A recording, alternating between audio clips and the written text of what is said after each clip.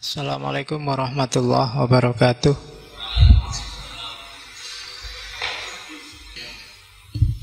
Bismillahirrahmanirrahim. Alhamdulillahirabbil alamin. Wa bihi nasta'inu ala umurid dunya waddin. Allahumma sholli wa sallim wa barik ala habibina wa syafi'ina sayyidina wa maulana Muhammadin wa ala alihi wa ashabihi wa ala manittaba'a huda ila yaumiddin. Amma ba'du.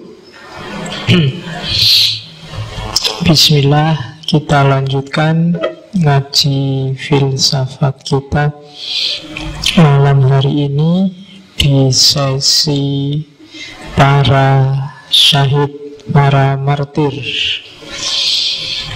Minggu lalu kita ketemu Abu Mansur Al-Hallaj.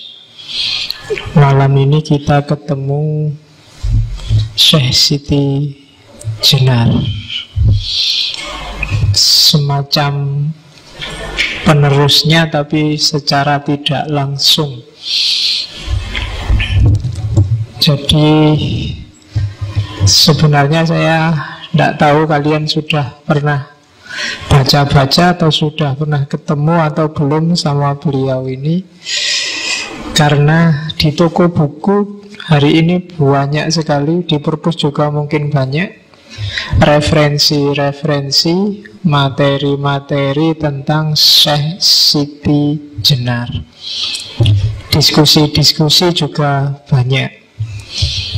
Ya, malam ini kita nukil sedikit saja ajaran-ajarannya Syekh Siti Jenar dengan kapasitas kita yang juga sedikit.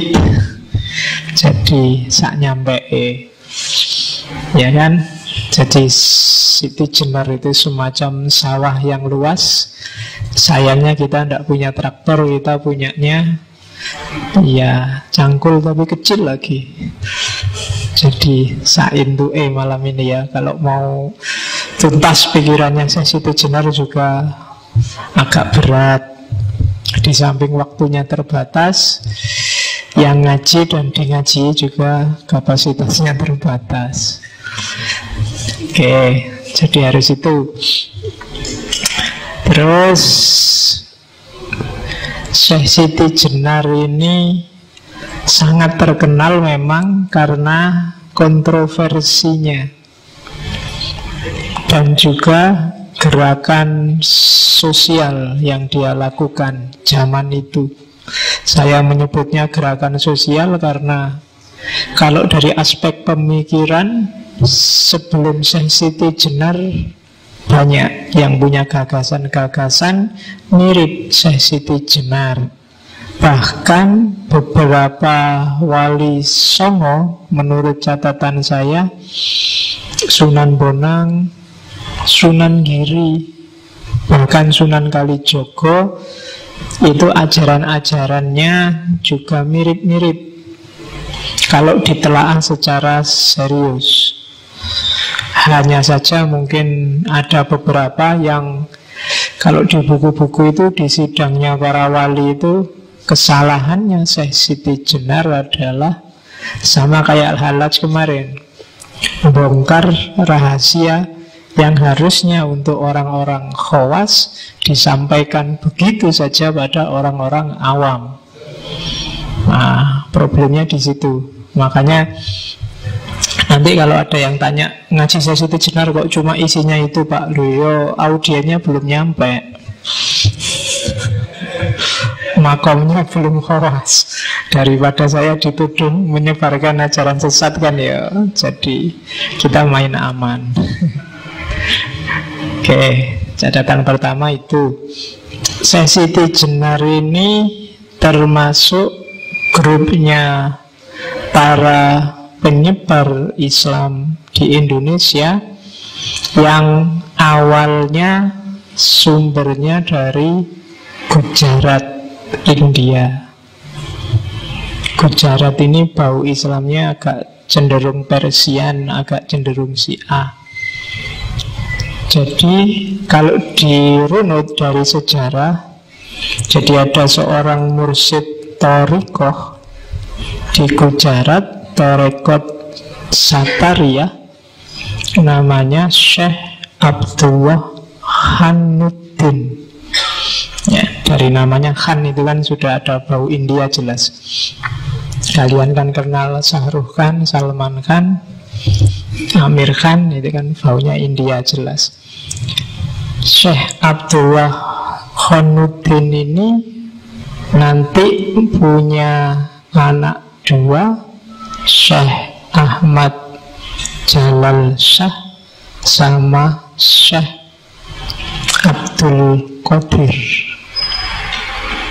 Syekh Ahmad Jalal Shah ini nanti punya anak Syekh Jamaluddin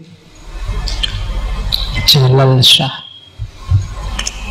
Dan Syekh Jamaluddin ini nanti dai pengembara juga sampai ke Indonesia. Di Indonesia nanti dikenal dengan nama Syekh Jumadil Kubro. Yang Syekh Abdul Qadir nanti dari cabangnya satunya inilah nanti ada lahir Syekh Siti Jenar, namanya San Ali. Jadi San Ali ini putranya Syekh Datuk Ahmad, Syekh Datuk Soleh. Syekh Datuk Soleh punya saudara namanya Syekh Datuk Ahmad. Dari Syekh Datuk Soleh ini nanti lahir San Ali. Ada yang ngomong Hasan bin Ali, yang nanti dikenal Syekh Siti Jenar. Sementara yang dari kubu satunya Syekh Jamaluddin, Syekh yang dikenal Syekh Jumadil Kubro, punya anak namanya yang Syekh Samarqandi, Ibrahim Samarqandi. Ibrahim Samarqandi nanti nikah, punya istri dua. Yang istrinya putri dari Pasai namanya Maulana Ishaq, yang nanti menurunkan Sunan Giri. Kalau yang istrinya dari Cempa nanti punya anak dua, Syekh Ali Murtado sama Syekh Ali Rahmat. Syekh Ali Rahmat nanti dikenal sebagai Sunan Ampel dari Syekh. Sementara yang dari Syekh Ali Murtado nanti punya putra Usman Haji yang dikenal sebagai Sunan Ngundung. Dan dari situ nanti lahir Ja'far Shadiq, Sunan Kudus. Dan dari sayapnya Syekh Ali Rahmat tadi nanti lahir putranya Sunan Bonang, Sunan Derajat, dan menantunya Sunan Muria yang putranya Sunan Kalijogo. Oke, itu wali-wali. Kalian mesti sudah diajari, tapi lupa. Ya, nanti ada kubu satunya lagi yang kubu pedalaman, keturunannya Raja Majapahit terakhir, Brawijaya Pamungkas, Kertabumi. Yang nanti dari situ lahir Sunan Kalijogo. Terah Islam pedalaman, yang tadi Islam pesisir. Oke, bismillah, kita lihat. Jadi ada banyak sekali mitos-mitos tentang Syekh Siti Jenar. Mulai dia berasal dari cacing. Kan ada itu cerita bahwa ada seorang tukang sihir yang kepingin nyuri ilmunya Sunan Giri. Ada yang bilang satu ketika Sunan Bonang ini ingin menurunkan ilmu rahasia pada Sunan Kalijogo. Terus dia ke tengah danau, naik perahu. Nah, ajarannya nggak boleh didengar siapapun. Kebetulan yang dengar itu cacing. Nah, cacing ini nanti berubah jadi Syekh Siti Jenar. Kan ada yang kayak gitu. Jadi ada banyak cerita-cerita aneh, tapi ada sebabnya. Kenapa cerita-cerita mitos semacam itu muncul? Nanti kita lihat ya, dikit-dikit. Hampir semua tokoh martir kita, mulai Sokrates, minggu lalu Al-Hallaj, itu sebenarnya tereksekusi karena politik, tidak terutama karena ajarannya. Kita lihat, kalau ini rentetan namanya, yang paling terkenal ya Syekh Siti Jenar, cuma dia kecilnya disebut San Ali, atau ada yang menyebut nama aslinya Hasan Ali Ansor. Ada juga nama Syekh Abdul Jalil. Ini diperoleh ketika ikut dakwah di Malaka. Terus ada juga nama Syekh Jabaranta. Itu ketika dakwah di Palembang, Sumatera. Ada juga nama Prabu Satmoto. Jadi Prabu Satmoto itu raja yang kelihatan oleh mata, raja yang kasat mata. Itu diperkenalkan oleh murid-muridnya. Nanti ada banyak muridnya yang menyebarkan ajarannya. Daerah Jawa Baratan lebih gampang menyebutnya Syekh Lemah Abang atau Lemah Bang. Juga nama Syekh Siti Jenar. Jadi itu karena filosofi yang dikembangkan adalah nasud dan lahutnya gaya Al-Hallaj, yang itu bahwa jasad itu tidak ada nilainya. Jasad itu hanya sekedar tanah. Manusia itu berharga bukan karena jasadnya, bukan karena kulit, daging, dan fisikmu, tapi karena rohmu, yang itu pancarannya Tuhan di muka bumi.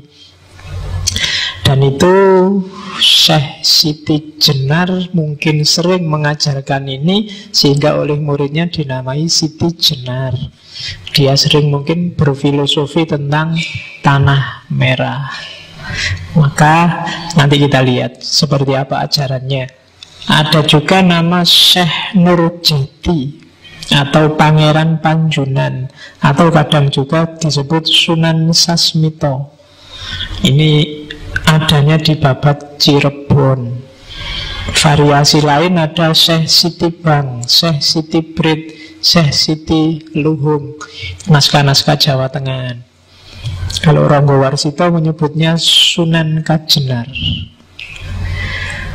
Ada juga nama Syekh Wali Lanang Sejati. Nah itu susah ini. Kalau Syekh Wali Lanang itu biasanya dinisbatkan pada Maulana Ishaq, bapaknya Sunan Giri. Tapi Syekh Siti Jenar ini tidak cuma Syekh Wali Lanang, tapi Wali Lanang Sejati. Ya, ada juga nama Syekh Jati Mulyo. Ada juga nama Syekh Sunyoto Jati Murti Susunan ing Lemah Abang. Gelarnya panjang ya. Oke, sekarang silahkan kamu hitung dan dihafalkan berapa namanya Syekh Siti Jenar. Ya kan kalau ada ujiannya kan kamu harus menghafalkan ini. Sebutkan nama-nama Syekh Siti Jenar dan alasannya. Nah, ya kan harus gitu, harus dihafalkan. Oke, kita lihat guru-gurunya. Guru pertama adalah Syekh Datuk Kahfi. Syekh Datuk Kahfi ini tinggalnya di Cirebon. Ini masih sepupunya. Kalau bapaknya Syekh Siti Jenar kan Syekh Datuk Soleh. Bapaknya Syekh Datuk Kahfi itu Syekh Datuk Ahmad. Jadi sama-sama Datuk karena tinggalnya di Malaka. Orang tua kan dipanggil Datuk. Yang sering nonton Upin Ipin mesti ngerti. Jadi Syekh Datuk Kahfi ini mursyidnya Torekot Ahadiyah. Jadi nanti ada semacam bagi-bagi tugas. Kalau Syekh Datuk Kahfi itu Jawa Tengah ke barat sampai ke daerah-daerah Filipina, Malaysia dan seterusnya. Sementara Maulana Malik Ibrahim itu Jawa Tengah ke timur sampai daerah Bali, Maluku dan seterusnya. Itu pembagian wilayah dakwahnya. Sama-sama disebut mursyidnya Tarekat Ahadiyah. Nanti daerah-daerah India, Pakistan dan sekitarnya, kemarin sudah saya sebut Syekh Ahmad Faruk Sirhindi, itu juga mursyid Tarekatnya Ahadiyah. Satu lagi ada yang namanya Syekh Ahmad Bilali, itu dari Muhammad Al-Bilali, itu dari daerah Hijaz dan sekitarnya, Arab Saudi dan sekitarnya. Itu bagi-bagi dakwahnya zaman itu. Karena di Asia kan Islam di daerah-daerah tertentu belum tersebar. Jadi guru pertamanya San Ali, Syekh Siti Jenar, itu Syekh Datuk Kahfi. Dari beliau Siti Jenar belajar banyak, khususnya untuk dasar-dasar ilmu keislaman. Terus setelah dari Syekh Datuk Kahfi, sempat juga nanti belajar pada Arya Damar. Arya Damar zaman ini sudah tua. Arya Damar itu bapak tirinya Raden Patah. Aslinya Cina. Arya Damar ini muridnya Syekh Ibrahim Samarqandi. Di hari tuanya dia jadi sufi. Ada yang beberapa penelitian menyebut Arya Damar itu nanti yang menguasai kerajaan di sana, Palembang. Antara lain namanya adalah Aditya Warman pada zamannya. Nama Cinanya adalah Xuan Liong, naga emas. Dan di hari tuanya dia jadi sufi. Dari Arya Damar ini nanti Syekh Siti Jenar belajar tentang Nur Muhammad. Oke, terus semangat cari ilmunya luar biasa Siti Jenar ini. Termasuk dia menjelajah ke agama-agama lain saat itu. Yang terkenal hidup kan Hindu, Buddha, warisannya Mojopahit. Dan ajaran-ajarannya nanti sedikit banyak ada pengaruh Hindu Buddhanya.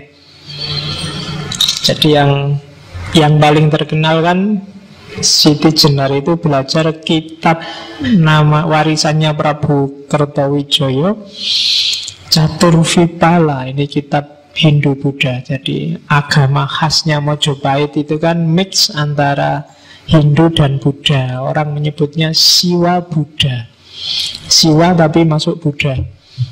Siwa itu kan harusnya Hindu, tapi di Mojopahit digabung Siwa Buddha. Nah itu kitab warisan Mojopahit itu yang paling terkenal itu Caturvipala. Dan 4 ajaran yang nanti berpengaruh pada Syekh Siti Jenar, yaitu 4 laku utama. Ini sufi. Yang pertama nisfra, lenyapnya keinginan. Nirhana, lenyapnya keterikatan dengan yang jasmania. Yang ketiga niskala. Niskala itu fana. Fana itu bersatu dengan yang tak terbatas. Dan yang keempat nirasraya. Nirasraya itu fana fil fana, puncaknya kelenyapan. Kalau fana itu egomu hilang, kamu bersatu dengan Tuhan. Tapi kalau fana fil fana itu sudah nggak bisa dibahas, nggak bisa dibahasakan lagi, nggak bisa dijelaskan. Bersatu itu kan masih bisa dijelaskan. Ana al-haq, akulah kebenaran, masih bisa diucapkan dengan kata-kata. Fana tapi masih bisa ngomong, akalnya masih jalan. Tapi fana fil fana itu sudah wallahu a'lam bishawab. Wassalamualaikum, sudah selesai. Kamu sudah nggak bisa ngomong apa-apa. Kalau Nabi Musa sudah pingsan, dia tidak bisa ingat apa-apa lagi. Itu fana fil fana. Kalau ajaran Hindu, Buddha namanya nirasraya. Nah itu jadi ini ajaran ini sangat berpengaruh nanti di Syekh Siti Jenar. Terus dia juga pernah mengembara ke Baghdad karena dia tahu nenek moyangnya ada di sana. Jadi sesi jenar yang tak sebut tadi dari Gujarat itu kan kalau ditarik garis silsilahnya keturunan dari Husain bin Ali. Kalau Husain kan ya berarti masih cucu langsungnya Rasulullah. Maka dia juga ingin kenal sama nenek moyangnya. Maka dia sempat belajar di Baghdad. Dan di Baghdad lah dia kenal ajaran-ajaran tasawuf. Dia kenal Al-Hallaj, dia kenal Ghazali, dia kenal Al-Qushairi dan kawan-kawan. Cuma dalam sejarahnya yang paling bikin Syekh Siti Jenar terpesona adalah karya-karya Abdul Karim Al-Jili. Jadi Abdul Karim Al-Jili ini dia nulis 3 kitab yang bikin Syekh Siti Jenar jatuh cinta, yaitu Hakikat Al-Haqaiq, yang kedua Al-Manazil Al-Ilahiyah, dan yang ketiga Al-Insan Al-Kamil. Ini kitab yang bisa kamu cari dan kamu download. Syukur-syukur bisa kamu baca, syukur-syukur bisa dijalani.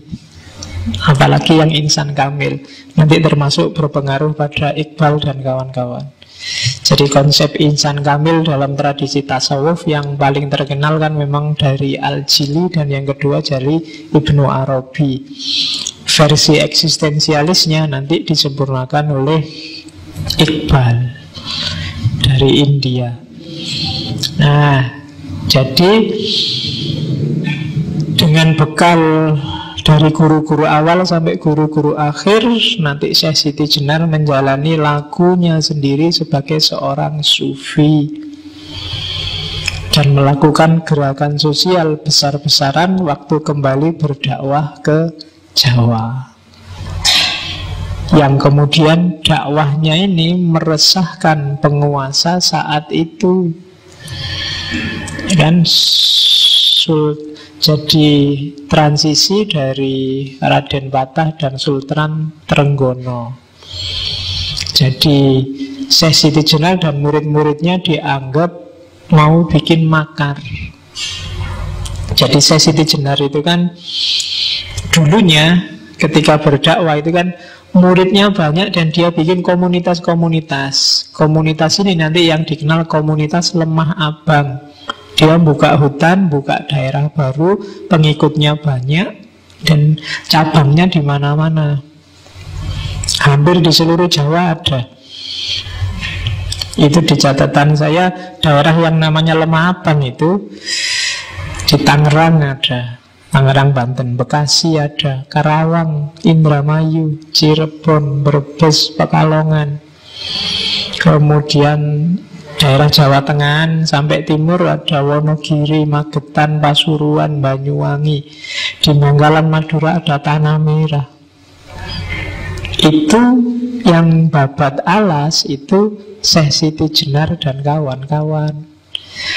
Itu mengkhawatirkan bagi Sultan Trenggono zaman itu, sehingga dipanggil bolak-balik ke istana, tidak mau. Dan itu nanti jadi cikal bakal yang diidentifikasi oleh Clifford Gate sebagai masyarakat abangan. Jadi sumber lahirnya yang disebut Islam kejawen. Oke, sangkan parannya di situ. Dan ini khawatir luar biasa si Sultan Trenggono ini.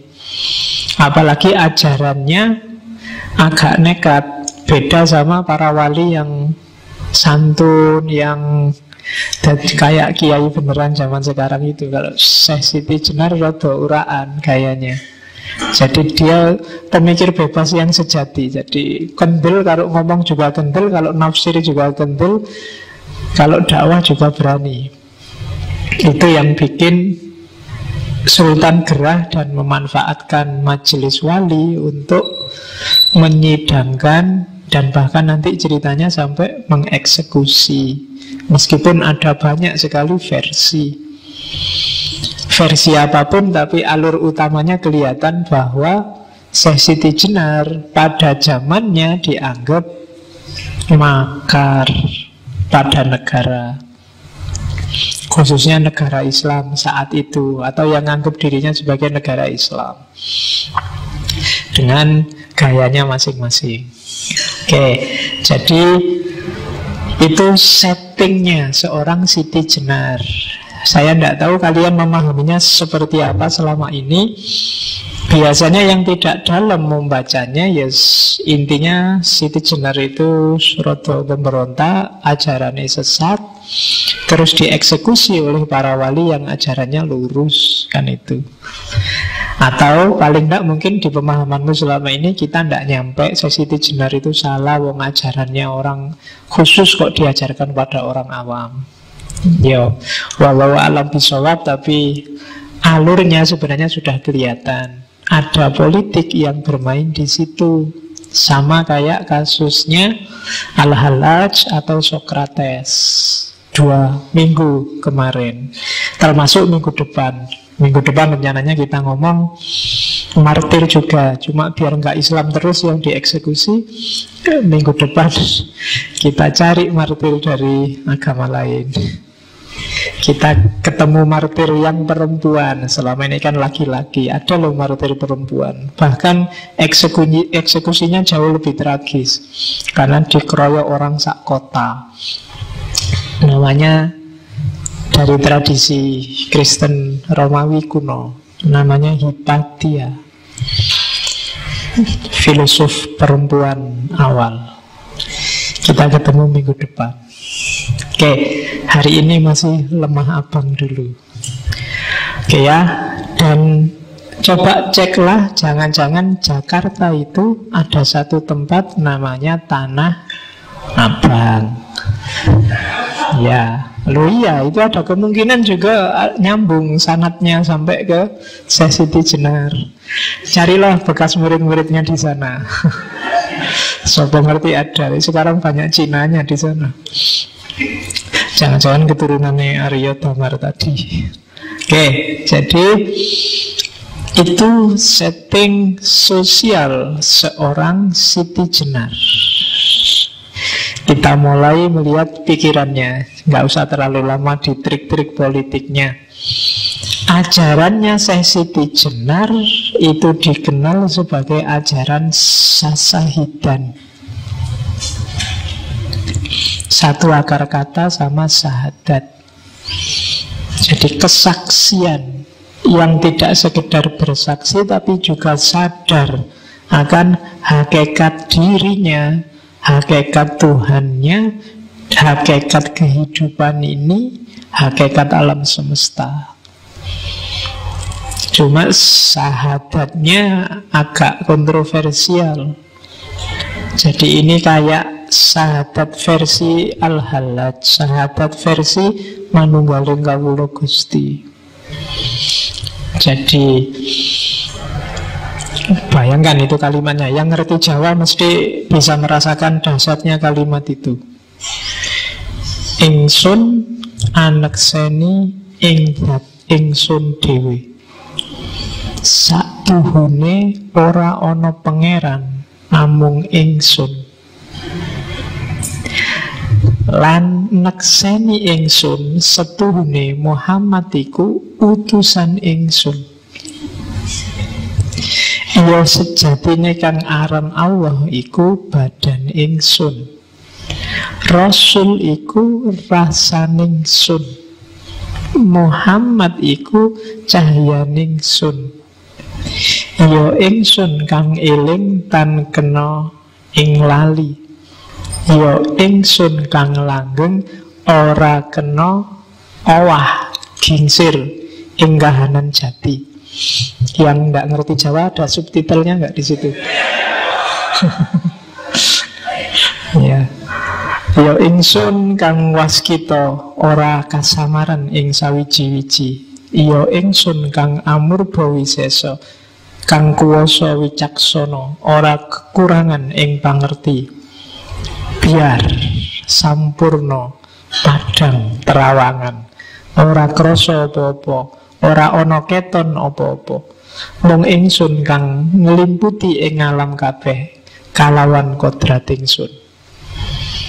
Itu syahadatnya Sasahidan. Sama sebenarnya penjelasannya ya agak mirip aja anak al-haqnya Al-Hallaj minggu lalu, karena sumber ilmunya mungkin sama. Jadi kalau Syekh Siti Jenar ngomong ingsun, itu nunjuknya bukan ingsun yang fisik aku yang ada ini, tapi ingsunnya itu ingsunnya Allah. Orang jadi salah paham karena ingsun di situ ditafsirkan Siti Jenar yang manusia. Padahal kalau pakai filsafatnya hululnya Al-Hallaj kemarin, ingsunnya itu ingsun akunya Allah, karena yang berhak bilang aku hanya Allah. Yang akunya pasti ada itu kan cuma Allah. Akuku ini kan nggak mesti ada. Akuku itu ada karena adanya akunya Allah. Akuku itu tidak sejati. Fisikku ini tidak ada gunanya kan. Kalau bagi Syekh Siti Jenar, fisik kita ini bangkai, mayat. Ketika ditinggalkan Allah, tidak ada orang mau menyentuh kita. Katanya Syekh Siti Jenar malah najis. Jadi fisik itu tidak ada ini. Jadi kalau dia bilang aku, bukan aku yang fisik ini, berarti aku yang rohani. Dan aku yang rohani itu wa nafakha fihi min ruhi, bagian dari rohnya Allah. Jadi kalau saya bilang aku, pasti yang dirujuk bukan yang fisik ini. Wong ini cuma asalnya dari tanah, besok kembali ke tanah merah. Ya kan? Tapi aku yang rohani, dan akuku yang rohani itu hakikatnya adalah Allah. Kok kamu nggak nemu Allah dalam dirimu, berarti kamu sedang gelap. Ya kan? Nur Muhammad nggak mencapai dirimu. Biar Nur Muhammad mencapai dirimu, bergeraklah mendekat ke Nur Muhammad. Nur Muhammad itu makhluk paling dekat sama Allah karena dia limpahan pertama. Biar dirimu terang. Kalau kamu terang, kamu bisa tahu Allah yang ada dalam dirimu. Nah itu filosofi dari Syekh Siti Jenar. Mirip sama Al-Hallaj, mirip sama Abu Yazid Bustami, mirip sama Ibnu Arabi. Maka saya bilang dia bukan orang yang pertama yang ngomong semacam ini. Bahkan para wali yang lain pun insya Allah ngerti ajaran ini. Cuma mungkin karena pertimbangan masyarakat muslim yang belum dewasa, yang hampir semua masih mu'alaf. Yo kayak Nabi Muhammad awal kan Islam ketika didakwahkan ke masyarakat Arab kan Islam yang sangat material. Lakukan ini pahalanya sekian, lakukan itu kan sebenarnya untuk mancing orang biar mau. Setelah mau biar dia merasa. Setelah dia merasa harusnya sudah tidak terikat lagi pada yang fisik. Nah itu maunya Syekh Siti Jenar dan kawan-kawan. Cuma para wali pertimbangannya mungkin dakwah. Oke, sehingga Syekh Siti Jenar dengan dukungan politik akhirnya harus dieksekusi, merusak imannya masyarakat yang masih belum cerdas. Sama kayak Sokrates kemarin, sama kayak Al-Hallaj. Oke, jadi syahadatnya namanya syahadat Sasahidan. Ini bagi muslim yang syariat kaku, ini murtad luar biasa. Ya kan? Ini kafir mughaladzah ini sudah. Iya, sudah. Tidak bisa lagi ditolerir. Masa nganggap dirinya Tuhan, ya kan? Padahal kamu tidak sadar. Jangankan yang ini ya, ketika kamu merasa benar, ketika kamu merasa besar, ketika kamu merasa sombong, itu sebenarnya juga kamu sedang nganggap dirimu kayak Tuhan. Karena yang berhak sombong, berhak merasa selalu benar, itu hanya Allah. Kamu tidak punya hak. Kamu tidak ada apa-apanya. Pengetahuanmu tentang kebenaran itu karena diizinkan oleh Allah, dicahayai oleh pengetahuannya Allah. Al ilmu nurun. Maka nggak boleh kamu sombong sedikit pun. Ketika kamu sombong, kamu sedang mempertuhankan dirimu sendiri. Nggak usah bilang anak al-haq. Sebenarnya ketika kamu merasa dirimu yang paling benar, itu kamu kayak Al-Halaj yang bilang anak al-haq, akulah kebenaran. Tapi Al-Halaj ketika bilang anak al-haq, orientasi egonya hilang. Ananya Allah. Tapi kamu yang bilang anak al-haq itu, ananya itu dirimu sendiri, egomu yang kamu tunjuk. Dan yang kayak gitu, kayak minggu lalu kan di Al-Halaj, watakmu yang kayak gitu itu mirip Fir'aun. Fir'aun kan juga ngaku Tuhan, dan iblis kan juga ngaku ana. Ananya iblis dan ananya Fir'aun itu ana yang egois, dirinya sendiri. Itu kan debatnya Al-Halaj sama iblis minggu lalu. Tapi ananya Al-Halaj dan kawan-kawan bukan ana ini sudah hilang, sudah tidak ada lagi. Jadi maka hati-hati kamu yang tiap hari mengkafirkan orang kayak gini. Jangan-jangan kamu sendiri yang sebenarnya diam-diam bilang ana al-haq. Kamu sendiri yang sebenarnya merasa akulah yang paling benar, maka yang lain kafir, murtad, sesat. Oke, maka hati-hati. Ya, jadi itu syahadat sasahidan. Terus, ini kalimat saya potong ketika Al-Syekh Siti Jenar debat sama para wali. Jadi ada banyak sekali argumen, ada banyak sekali tuduhan. Syekh Siti Jenar nggak telaten, terlalu banyak variasi tafsir. Terus dia mengkasih kata, marilah kita bicara yang terus terang. Tak terjemah bahasa Indonesia ya, kalau Jawa kayak tadi kamu pening. Ya, ingsun ini Allah, akulah Allah itu. Akulah yang disebut Prabu Satmata. Tidak ada lain yang bernama Allah. Saya menyampaikan ilmu tertinggi yang membahas ketunggalan. Ini bukan badan. Jadi aku itu yang tak maksud bukan badan ini. Selamanya bukan, karena badan itu tidak ada. Yang kita bicarakan ialah ilmu sejati. Dan untuk semua orang kita membuka tabir. Jadi ini setelah diskusi panjang dengan para wali, dia jengkel. Ya wis, yang bilang ingsun Allah, ya wis akulah Allah. Tapi aku bukan badan ini. Jadi yang sejati, yang Allah itu bukan badan ini. Ini wadak fisik. Jadi katanya Siti Jenar, ilmu ini nanti yang tak ungkap ke masyarakat, buka tabir. Jadi para wali ditantang, yang kayak gini salah nggak? Maksudnya gitu kan. Isinya yang diajarkan salah nggak? Itu kan mungkin maunya saya Siti Jenar. Lah kalau yang tak ajarkan benar, ngapain semua marah? Kecuali aku ngajarin yang salah. Kalau hanya salah, misalnya mereka itu orang awam, nggak nyampe, sombong sekali kita. Kamu merasa lebih tinggi, padahal yang diajarkan Siti Jenar pada santri-santri pengajiannya, manusia itu egaliter. Siti Jenar yang berani pakai kalimat ingsun untuk diri sendiri, zaman itu luar biasa. Zaman itu orang biasa itu bolehnya bukan pakai ingsun, tapi pakai kawulo. Kalau di Jawa sekarang jadi kulo, ya kan? Yang berhak pakai kata ingsun itu raja. Jadi ingsun, pukulun dan seterusnya.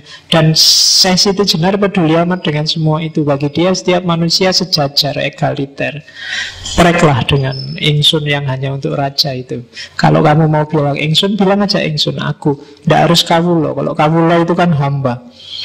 Tidak ada raja dan hamba di dunia ini. Kita sejajar. Di atas kita hanya Allah. Itu yang diajarkan di Lemah Abang. Dan ini kan yang bikin telinganya raja panas. Masa itu kemarin kata-kata milikku sekarang mau dipakai semua orang? Jadi rebutan kata. Ya kan? Kemarin kan juga ada rebutan kata-kata Allah itu kan, di Malaysia, yang oleh pengadilan diputuskan kata Allah itu hak miliknya orang Islam. Yang Kristen jangan berani-berani pakai kata Allah. Kan gitu keputusannya di Singapura. Persis di era ini, simbol-simbol arogansi, simbol-simbol perbudakan, simbol-simbol hierarki manusia dan penindasan manusia atas manusia. Dia mengkritik feodalisme zaman itu. Lah kok para wali mau saja disuruh bersidang? Ya lagi-lagi urusan politik. Wali juga punya, mereka juga punya strategi dakwahnya masing-masing. Nanti sesi dijenah dianggap, wah ini ngerusak proyek kita nih, kan gitu. Kita sudah punya proyek bagus-bagus sekarang dicegati dengan sasahidan. Terus, jadi kalau kemarin Syekh Siti Jenar ana al-haq, maka al-halaj ana al-haq, Syekh Siti Jenar kalimat yang terkenal adalah ya insun iki Allah. Argumennya apa? Ya persis kayak al-halaj kemarin. Jadi aku, itu yang punya aku, itu hanya Allah. Bukan diri manusiaku yang ditunjuk, tapi Allah yang ada dalam diriku. Kalau ada yang bantah, loh Allah kok ada dalam dirinya manusia? Terus terus Allah harusnya ada di mana? Kita kan yakin bahwa Allah itu muhit itu ada di mana-mana. Dia meliputi segala sesuatu. Jangankan dalam diri manusia, di setiap makhluk ciptaannya, di sana ada Allah. Kamu tidak akan berani bilang di sini ada Allah, enggak. Kamu bilang tidak ada juga susah, bilang ada juga susah. Itu loh Allah, itu loh, lihatin. Nah kamu kan nggak berani. Padahal kita punya pandangan bahwa innallaha bikulli syai'in muhit. Muhit itu meliputi segala sesuatu. Dunia ini ada di dalam Allah. Maka kalau orang bilang Allah dalam diriku, bukan sesuatu yang tidak masuk akal. Bahkan banyak sekali ayat yang mengisyaratkan ke sana. Ya termasuk tadi wa ana aqrabu ilaihi min hablil warid. Allah itu lebih dekat daripada urat nadi yang di leher ini. Berarti Allah lebih dekat padamu dibandingkan nyawamu sendiri. Sama nyawa kamu bisa putus, tapi sama Allah tidak bisa. Kan kalau ada orang mati, nyawanya putus sih. Kan ada yang gitu. Tapi sama Allah tidak bisa, karena Allah lebih dekat denganmu. Cuma kita nggak sadar. Kita itu merasa sosok pribadi yang mandiri, kita di sini dan Allah di sana. Kan kita mikirnya gitu. Makanya kalau berdoa terus kamu nggak luar biasa gini kan, sambil ya Allah minta ke atas. Ya enggak apa-apa sih, asal lebih khusyuk. Dibandingkan yang enggak sambil doa, enggak konsentrasi, kadang tangannya gini-gini, amin. Padahal doa itu minta, kamu minta tapi enggak serius gitu ya. Nanti jangan-jangan malaikatnya tersinggung. Minta apa tuh kamu itu? Minta kok sambil doanya hafalan lagi. Karena ada kamu tiap hari doamu kan hafalan, jadi malaikat tuh mesti ala wis tahu podo. Ya kan, hafalan ora jelas. Nggak ada penghayatan. Iya. Oke, nanti diketawain itu sama Siti Jenar di belakang nanti ada. Jadi yo ingsun iki Allah. Dan memang kan ada hadits qudsi yang bilang di situ, ana kanzun mahfiyun fauridu an u'rafa fa khalaqtul khalqa fabi arafuni. Jadi aku itu khazanah tersembunyi. Sebelum ada makhluk satupun, ya Allah nggak dikenal. Maka Allah sengaja melakukan sesuatu, menciptakan sesuatu biar dia dikenal. Jadi hakikatnya yang ada itu Allah. Cuma dia menciptakan semua makhluk termasuk manusia biar dia dikenal dan dikasih bekal. Jadi penciptaannya tidak kok kayak sulap ding gitu, tapi pelimpahan dari dirinya Allah. Jadi ana kansun makhfiyun, kayak kamu bercermin. Kalau kamu ingin ngerti wajahmu kayak apa kan, bercerminlah. Dari cermin itu kamu ngerti dirimu. Nah, kayak tak bilang kemarin, wahdatul wujud itu bukan kok ada wujud sama wujud terus bersatu, enggak. Ada wujud yang sejati, yang lain itu hanya cerminan dari wujud yang sejati itu. Kalau semua ruangan di masjid ini dari kaca, kamu ada di tengah-tengah, wujud yang sejati kan kamu yang ada di tengah-tengah masjid itu. Gambar yang mantul di semua kaca, itulah makhluk. Semuanya representasi Allah, semuanya perwujudan dari Allah, meskipun mungkin tidak lengkap. Yang sebelah sana gambar punggungnya, sebelah sana gambar wajahnya, sebelah kiri gambar pundaknya, sebelah kanan juga gambar pundaknya. Dan yang gambarnya agak sempurna, mirip sekali sama Allah, itu manusia. Bukan gambar fisik loh ya, tapi gambar rohaninya. Nah itulah, maka iyo ingsun iki Allah, katanya Syekh Siti Jenar. Ini termasuk yang nanti kamu ulang 10 menit ke belakang di rekamannya biar kamu paham. Oke, kita lanjutin lagi. Dari situ lahirlah konsep namanya manunggaling kawula Gusti. Jadi antara pemerintah dengan yang diperintah, antara majikan dengan buruhnya, itu harus manunggal. Termasuk manusia dengan Tuhannya. Kata-kata ini nasihatnya pada Sunan Pembayat, Sunan Bayat dari Syekh Siti Jenar. Kawula dan Gusti itu sudah ada dalam diriku. Siang dan malam tidak dapat memisahkan diriku dari mereka. Tetapi hanya saat ini nama Kawula Gusti itu berlaku, yakni selama saya mati. Diingat-ingat ya, di serat-serat di babat, kalau ketemu kalimatnya Syekh Siti Jenar, kalau dia ngomong saya mati, itu sebenarnya kebalikannya. Karena alam hidup ini bagi Syekh Siti Jenar alam kematian. Alam kematian besok itu justru yang hidup sebenarnya. Jadi saat ini nama Kawula Gusti itu berlaku, yakni selama saya mati. Jadi saat kita hidup di dunia ini masihlah kita boleh ngomong manunggal antara Kawula dan Gusti. Tapi nanti setelah mati tidak ada lagi dikotomi Kawula dan Gusti. Kita masih Kawula kan karena kita masih terjebak oleh tanah merah ini. Kita masih terjebak oleh fisik. Begitu besok kita terbebas dari kungkungan fisik, ya kita hidup yang sejati. Dan itu tidak ada lagi dikotomi Kawula dan Gusti, karena kita sudah ilaihi roji'un, kembali pada yang sejati, kembali pada Allah. Tidak ada lagi keterpisahan, kecuali nafas yang tidak mutmainnah, itu yang tidak bisa langsung ilaihi roji'un, harus diperbaiki lagi.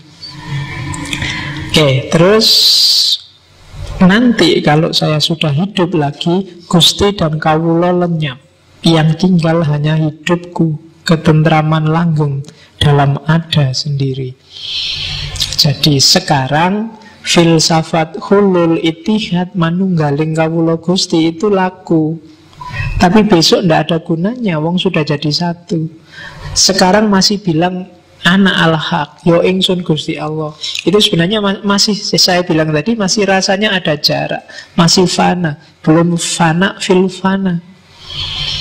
Tapi besok di kehidupan yang sejati, ya lenyap yang sejati. Kalau bahasa Buddha namanya nirwana. Oke. Hei Pangeran Bayat, bila kau belum menyadari kebenaran kata-kataku, maka dengan tepat dapat dikatakan bahwa kau masih terbenam dalam masa kematian. Di sini memang banyak hiburan, aneka warna, lebih banyak lagi hal-hal yang menimbulkan hawa nafsu, tapi kau tidak melihat bahwa itu hanya akibat panca indera. Itu hanya impian yang sama sekali tidak mengandung kebenaran dan sebentar lagi akan lenyap. Gilalah orang yang terikat padanya. Tidak seperti Syekh Siti Jenar. Saya tidak merasa tertarik, tak sudi tersesat dalam kerajaan kematian. Satu-satunya yang kuusahakan ialah kembali kepada kehidupan. Jadi ini ya makomnya memang sudah tinggi. Ya tidak usah diukur sama kalian, masih panjang jalanmu. Ya syukur-syukur sedikit-sedikit, meskipun masih belum bisa merasakan untuk bisa semakom sama Al-Hallaj atau semakom sama Syekh Siti Jenar, ya sidik-sidik lah melangkah mendekat ke sana. Karena memang hidup kita kan harus muter dari innalillahi wa inna ilaihi tadi. Kita harus kembali ke Allah. Jadi saya selalu bilang di banyak kesempatan, apapun yang kita lakukan, apapun yang kita ucapkan, ilmu apapun yang kita dapatkan, harusnya bisa selangkah atau setengah langkah atau seperempat langkah semakin dekat pada Allah. Jadi tidak boleh ada yang bikin kita malah semakin jauh. Apa-apa yang diingat Allah. Mau minum pun harus bismillah dulu, ingat Allah.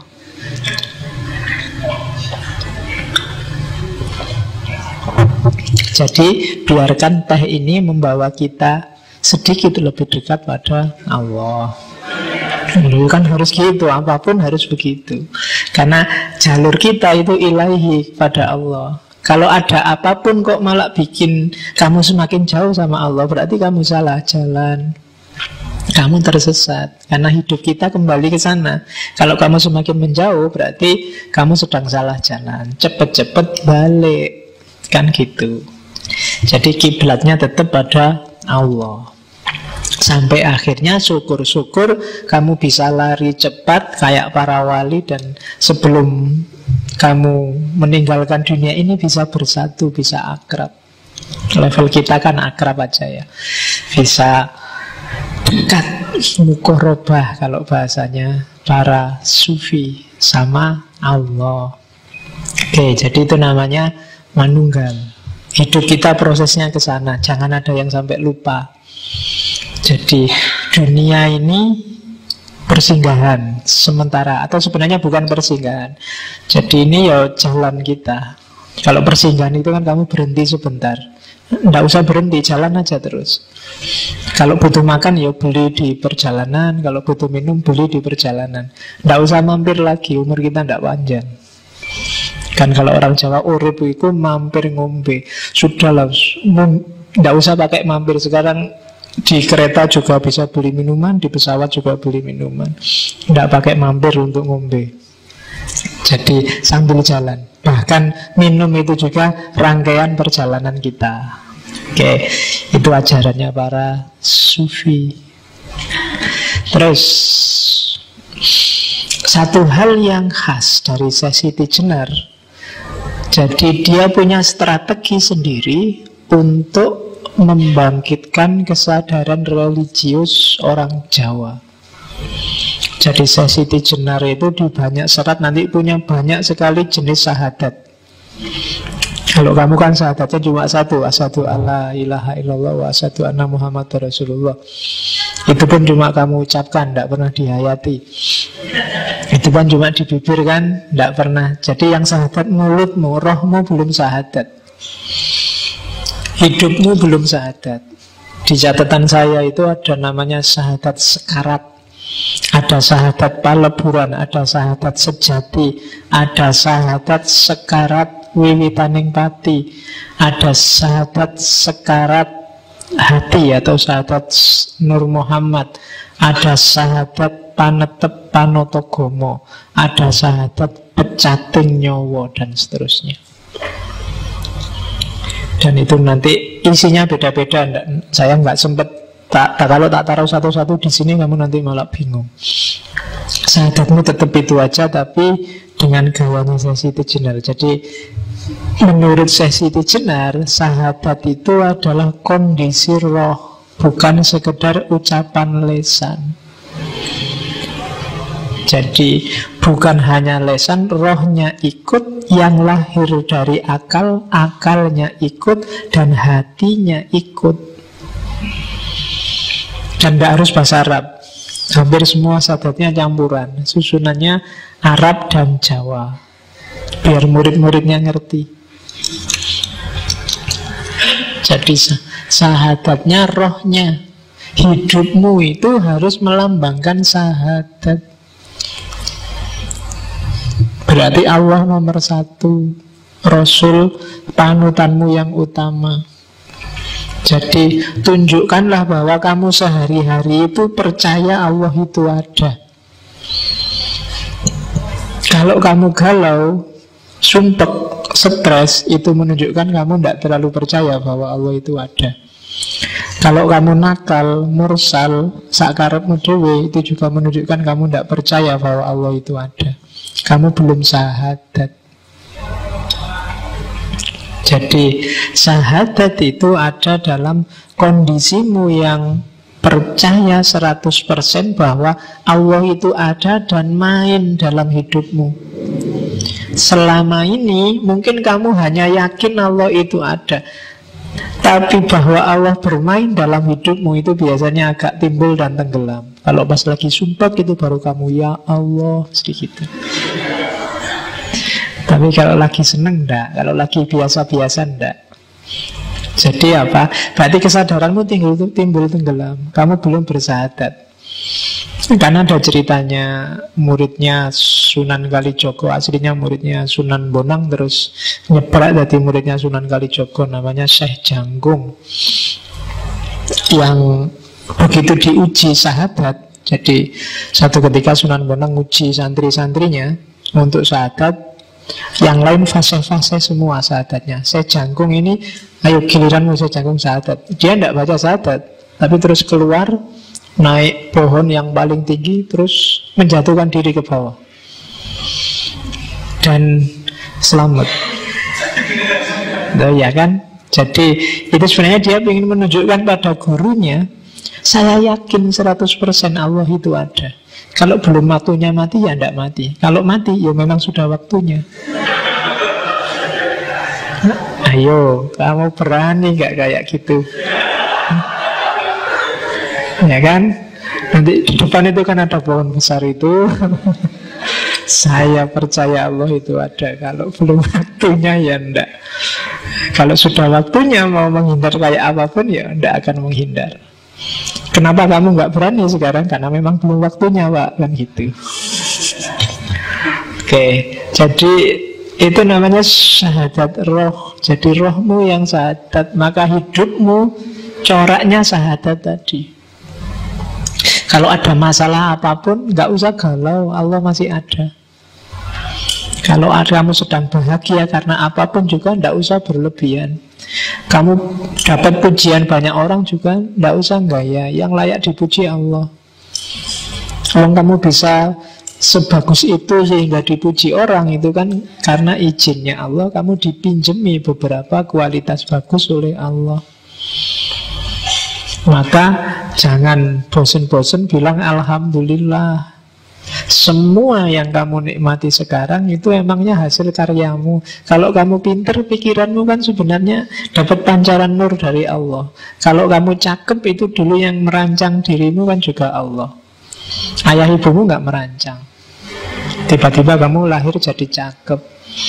Kalau kamu merasa jelek, itu kamu mikirnya kurang panjang. Pasti cakep. Apa ada orang jelek? Kan gak ada. Cakep dan jelek itu kan urusan standar, bukan urusan hakikat. Jadi kalau standar itu kan bisa, tiap orang punya standar beda-beda. Yang kamu anggap jelek, ya siapa ngerti bagi yang lain sangat jelek. Oke, enggak, bagi yang lain bagus. Ya, oke, ya. Dan lagian itu kan kalau fisik kan katanya saya itu jenar fisik itu apa? Itu cuma bangkai, itu cuma mayat. Hakikatnya fisik memang bangkai. Ketika dia ditinggal roh, ya kembali ke asalnya bangkai.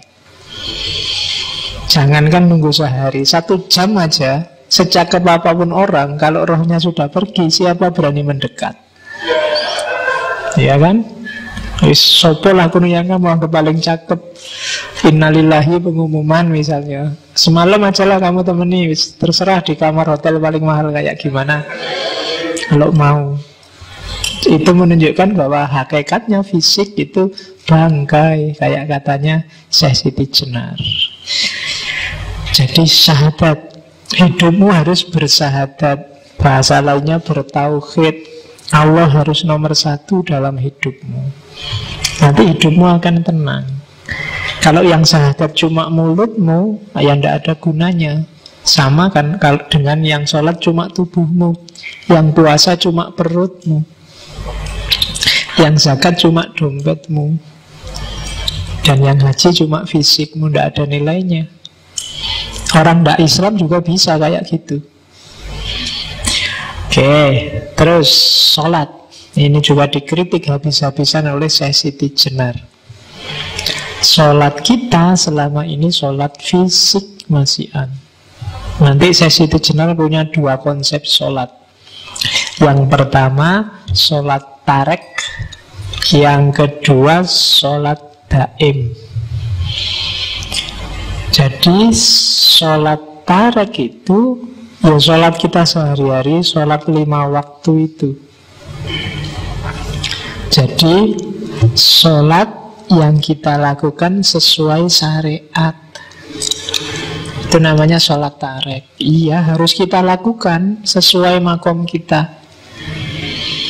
Cuma ini sholat yang beneran. Tujuannya sholat ya melepaskan kita dari dunia kematian, dunia fisik, dunia jasmania.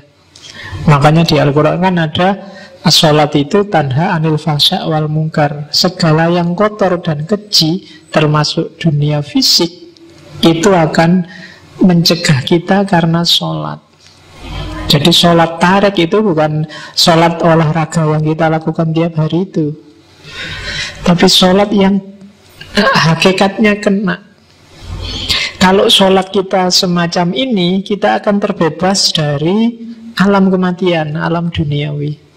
Kalau kita sudah bebas dari alam duniawi ini, kita nggak terikat lagi oleh dunia, kita akan masuk ke level sholat yang lebih atas, yaitu sholat daim. Sholat daim itu batin kita selalu dalam posisi dan kondisi sholat, kapanpun dan dimanapun. Jadi iya, fisiknya sholat, syariatnya memang ada, tapi intinya sholat kan tidak sholat untuk sholat. Nah, kalau sholat kita bagus, kita akan masuk jenjang sholat lebih tinggi. Jadi kita akan tanha anil fasa wal mungkar terus, karena sholat kita sholat daim, bukan sholat di masjid jamaah terus pulang kembali ke asal. Kan kita sering gitu. Sekaya biasa nih, jamaah sih jamaah, tapi yo keluar dari masjid aslinya kelihatan, sandal hilang. Ya, kan gitu. Sholat sih rajin, tapi korupsi juga rajin, tidak apa-apa, dosa kecil. Nanti rontok sendiri kan gitu kamu. Pacaran jalan terus, kemudian maksiat jalan, dosa kecil, nanti dengan sholat rontok. Tidak mungkin sholatmu naik level kalau kayak gini. Sholatmu ada yang salah. Jadi maka Al-Quran itu nggak nyuruh kamu melakukan sholat kan, tapi menegakkan sholat. Menegakkan sholat itu berarti apa? Hidupmu harus tegak dengan dan karena sholat. Ini yang agak berat sebenarnya. Selama ini kita masih menjalankan sholat. Itu yang bikin Syekh Siti Jenar ketawa. Diketawain bareng-bareng sama murid-muridnya. Kalau bisa kita naik sampai level sholat daim, Sholat daim itu batin kita selalu dalam posisi sujud, dalam posisi sholat. Sholat itu kan kita merasa berhadapan sama Allah. Dalam sholat daim berarti batin kita selalu ada Allah di situ yang kita sujudi dalam kondisi apapun kita. Nah, ini yang agak berat. Tidak gampang. Kamu ngaji, kamu sebenarnya duduk tapi batinmu selalu sujud pada Allah. Allah selalu ada di hadapanmu. Pikiranmu selalu tunduk padanya. Itu sholat daim. Ini yang agak berat. Yang ini ajaran ini kadang-kadang disalahpahami. Ada juga beberapa muridnya Siti Jenar yang masih awam terus menafsirkannya berarti sholat syariat itu tidak penting. Yang penting sholat daim. Itu nanti ada beberapa di ajaran Islam kejawen.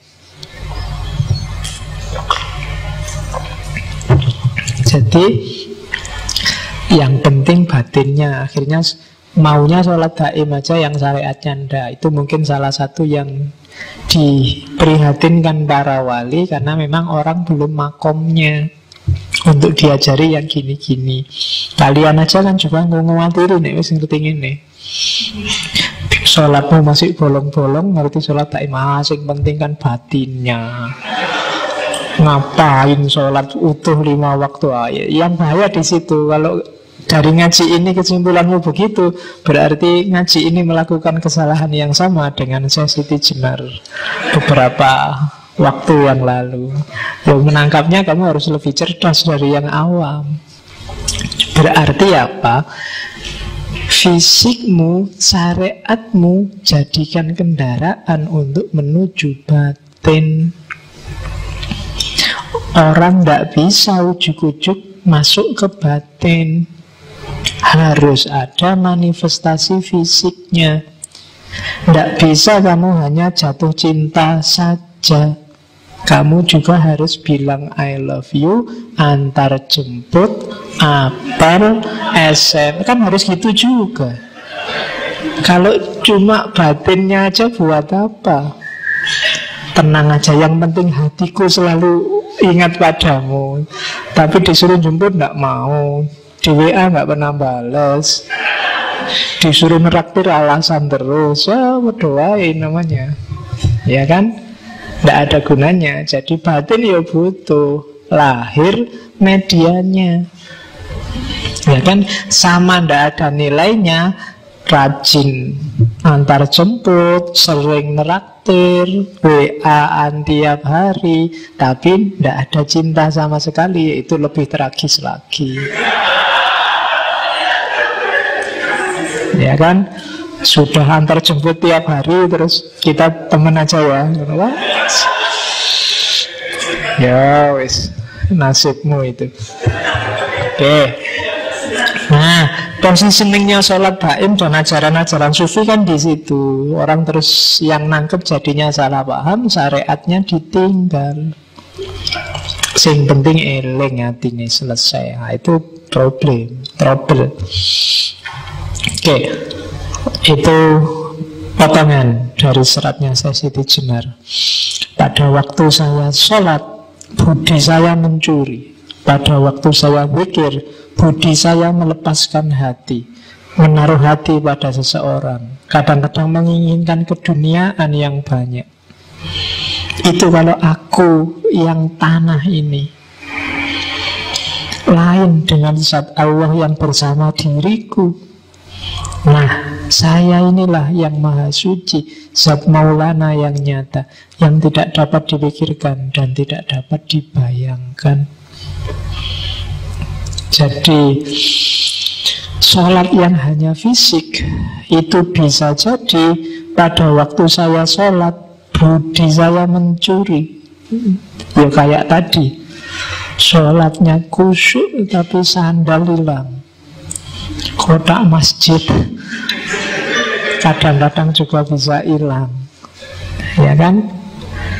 Pada waktu saya zikir, budi saya melepaskan hati. Zikirnya hanya di mulut. La ilaha illallah 100 kali, tapi hidupnya sama sekali tidak la ilaha illallah. Sangat banyak yang kamu pertuhankan selain Allah. Itu berarti apa? Budimu melepaskan hati, menaruh hati pada seseorang. Kadang menginginkan keduniaan yang banyak, ingin kaya, terus kamu banyak-banyak baca surat Al-Kahfi, baca surat Al-Mulk, baca. Tujuannya apa? Biar kaya. Itu eman-eman. Itu loh. Dengan kahfimu sebenarnya targetnya sangat duniawi. Itu yang diprihatinkan oleh Syekh Siti Jenar. Capek-capek sholat, akhirnya cuma berdoa, ya Allah, jodoh saya dekatkanlah. Eman kalau hanya cuma minta itu. Allah bisa ngasih jauh lebih dahsyat dan lebih besar daripada itu. Itu yang dinasihatkan oleh Syekh Siti Jenar. Oke, kita tidak ngerti dari mana dan akan kemana, maka kita melenceng-melenceng jalurnya. Harusnya tetap ilahi, cuma Allah sudah ngasih banyak sekali kendaraan. Kalau kamu pengen ketemu aku, pakai sholat. Pengen hartamu bersih, bisa dekat sama aku, pakai zakat. Cuma kendaraan-kendaraan ini tidak kita pakai untuk jalan menuju Allah, tapi jalan menuju dunia. Itu yang diprihatinkan oleh Syekh Siti Jenar. Gimana agama kok jadi alat untuk dunia? Problemnya di situ. Sama juga puasa, zakat, haji. Itu ada kalimatnya panjang.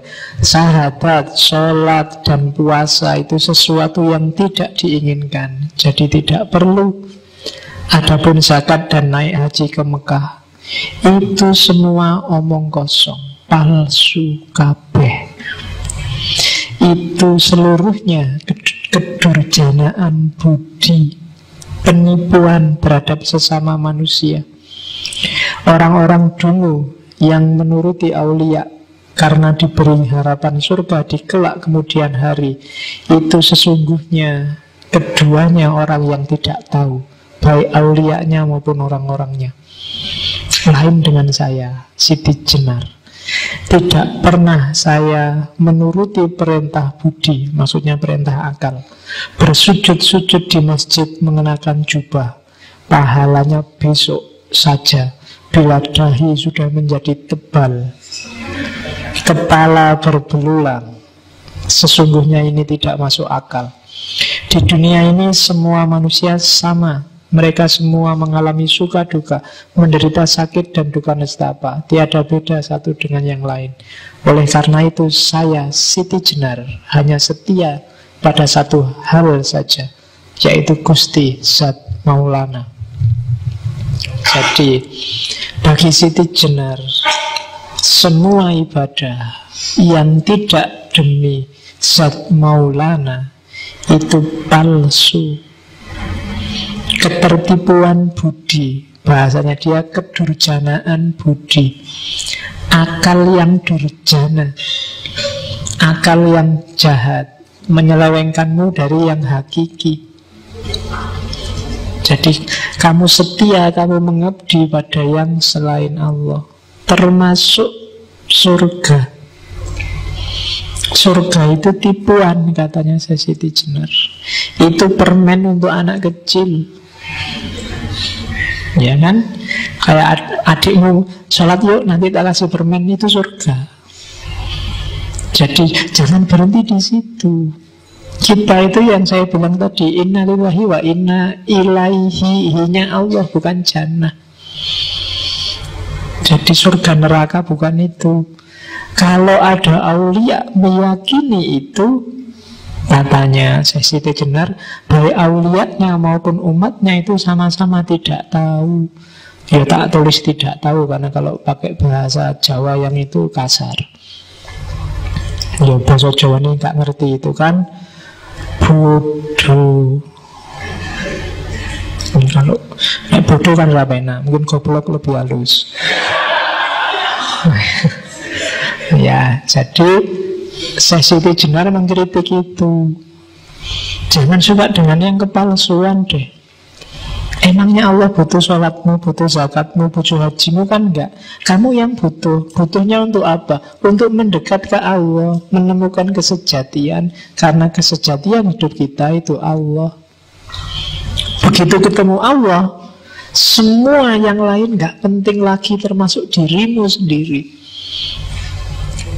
Maka kalau ada yang tanya, kamu di mana? Enggak ada. Yang ada hanya Allah. Makanya kan ada cerita waktu Sultan Trenggono ngirim utusan ke Pengging. Pengging itu tempatnya, pusatnya kajiannya Syekh Siti Jenar dengan muridnya. Syekh Siti Jenar dipanggil para wali dan sultan. Jawabannya Siti Jenar nggak ada, yang ada Allah. Besoknya lagi disuruh balik, yo kalau gitu Allah dipanggil para wali. Datang lagi utusnya, Syekh, Allah dipanggil para wali. Jawabannya Siti Jenar, Allah nggak ada, yang ada Siti Jenar. Wali-wali stres pokoknya musuh Siti Jenar itu. Susah. Akhirnya ya wis lah, dipanggil semua. Allah dan Siti Jenar dipanggil ngadep para wali. Akhirnya menghadap. Ya, yo dari Pengging ke Demak, ya lumayan. Pengging itu kan di sekarang daerah sekitar Boyolali situ. Saya lupa daerah-daerah Banyudono situ, kecamatan situ. Itu dulu Pengging. Yang ada di situ muridnya Siti Jenar, Ki Ageng Pengging kedua, Pengging Anom. Kalau Pengging Sepuh itu putranya Brawijaya Pamungkas, Pangeran Handayaningrat, dikenal sebagai Ki Ageng Pengging Sepuh, yang waktu perang antara Demak dan Mojopahit dia tewas oleh Sunan Nguntung tadi. Sunan Nguntung itu putranya Syekh Ali Murtado, dan dia punya anak 3, Kebo Kenongo yang nomor 3, yang nomor 2 Kebo Kanigoro, yang nomor 1 perempuan. Yang Kebo Kenongo ini nanti yang jadi Ki Ageng Pengging Anom. Kakaknya Kebo Kanigoro itu meninggal ketika tirakatan di Gunung Merapi. Yang suka ceritanya Esa Mintarja, Nogo Sosro Sabu Inten, nanti akan banyak ketemu Kebo Kanigoro ini yang ngomong Joko Tingkir, Mas Karebet. Dan Kebo Kenongo Pengging Anom ini kan nanti yang punya anak Mas Karebet, Joko Tingkir dalam sejarahnya. Dan beliau juga nanti tewas mirip kayak gurunya. Jadi karena tidak mau dipanggil menghadap ke Demak. Oke. Terus itu sejarah sebenarnya. Yang selanjutnya, kehidupan. Bagi Siti Jenar, hidup ini hakikatnya mati, seperti saya bilang tadi. Jadi dibalik. Jadi hidup inilah kematian, dan justru setelah kita mati, itulah hidup yang sejati. Jadi maka manusia itu bangkai yang berjalan. Tidak usah terlalu kamu berarti urusan hidup dunia ini. Wong ini urusan mati kok. Tidak penting, kamu tidak harus galau hanya karena dunia. Tidak punya uang biasa, tidak punya pacar, apalagi. Tidak harus galau. Jadi ini dunia kematian, bukan dunia cahaya, bukan dunia kehidupan. Justru ini penjara bagi kita. Roh kita terpenjara dalam fisik sehingga terpaksa harus melayani yang jasmaniah dulu sebelum ketemu dengan kesejatian.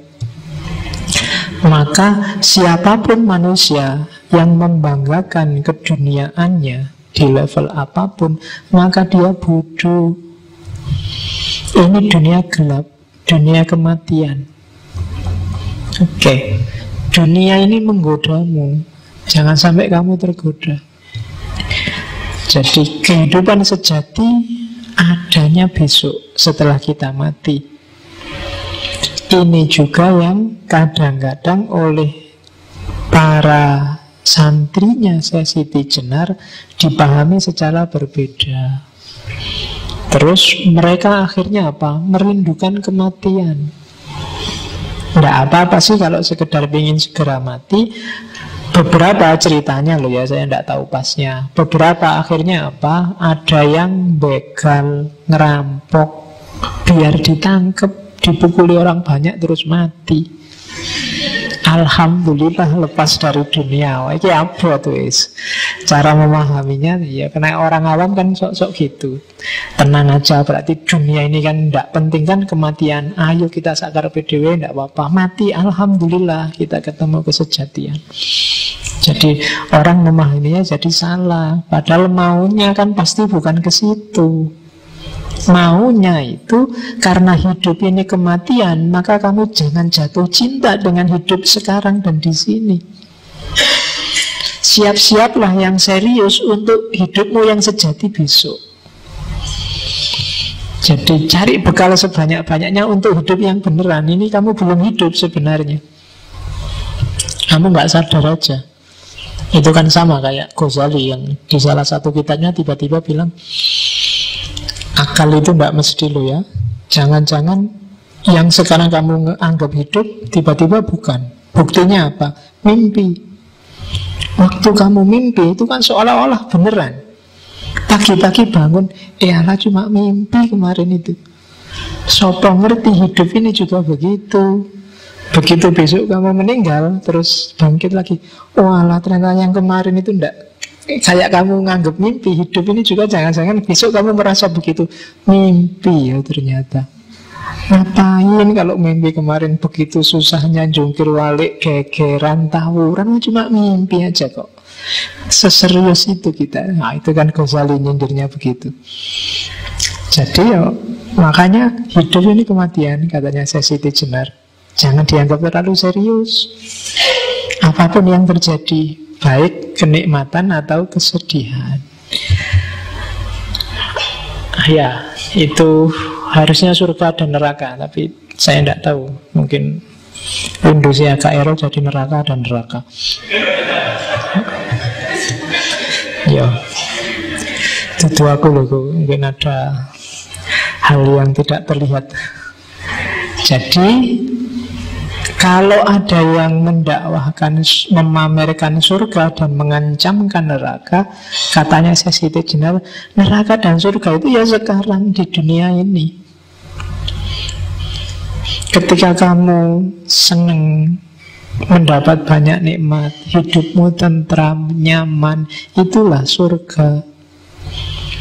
Kalau hidupmu kacau, uang tidak punya, hidup sengsara, kebutuhan gak tercukupi, pacar gak dapet-dapet, itulah neraka. Jadi gak usah ya, gak usah pusing-pusing, nunggu besok lah kalau masuk surga. Surgamu itu bisa ketemu sekarang, nerakamu juga bisa ketemu sekarang. Kuncinya apa? Batinmu. Nggak ada hubungannya sama fisik. Ada loh yang nggak punya apa-apa, apalagi mikir pacar buat makan aja dia, tapi batinnya tenang. Itulah surga. Tapi ada yuk pacare wis ayu, duite oke, kebutuhan semua terpenuhi, IP juga 4,5 misalnya. Tapi sumpah terus, pengen inilah, pengen itulah, nggak ada habisnya. Itu neraka. Kamu tersiksa mati-matian. Jadi katanya Siti Jenar, enggak, surga dan neraka itu di dunia ini, bukan besok.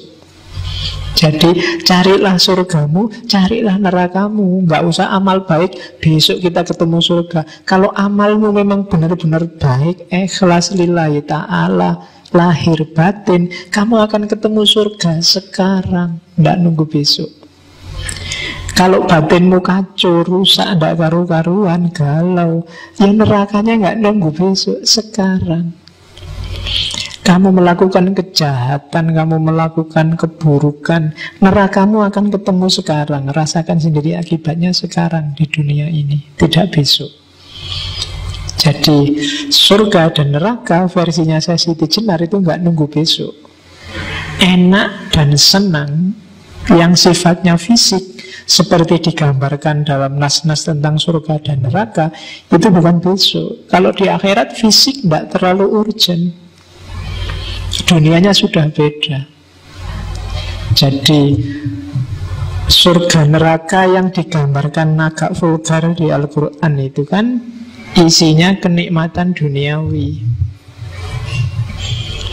makan makanan, bidadari, itu kan sebenarnya kenikmatan duniawi yang sekarang juga bisa kita dapatkan. Kalau uangmu banyak, kamu ke hotel bintang 5, itu ya mirip-mirip gitu aja, butuh apa-apa datang. Bidadari sak kapoke kalau uangmu cukup. Kamu mau pesen berapa, gonta-ganti semalam 7 kali juga bisa. Gambarannya kan mirip kayak gitu. Maka bagi saya Siti Jenar enggak nunggu masa di akhirat kayak begitu. Itu semacam pancingan. Setiap muslim tetap rumusnya inna lillahi wa inna ilaihi, dari Allah menuju Allah. Untuk level tertentu memang surga dan neraka penting untuk mengarahkan hidup. Sama kayak anak kecil tadi, biar mau sholat dikasih hadiah. Nanti kalau sholatnya lengkap, bisa hafal Quran, tak kasih gini loh. Itu kan untuk menarik mereka ke situ. Setelah di situ ya sudah, dia merasakan hakikatnya, kesejatiannya. Surga dan neraka nggak penting lagi.